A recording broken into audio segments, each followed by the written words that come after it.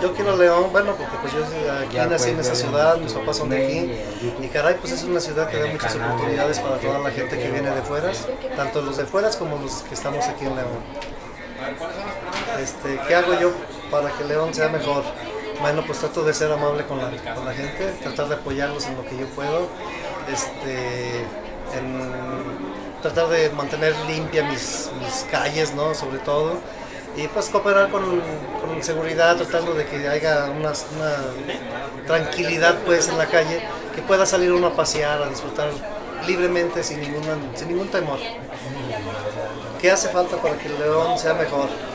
Pues yo creo que hace falta que la gente, en cierta forma, no vamos a mezclar, pero yo creo que tengamos un poco más de temor de Dios para que seamos seres humanos más conscientes para apoyarnos con todo el mundo, no tanto con los de aquí de León, sino con los demás países de otras partes, para que tengamos un planeta mucho mejor.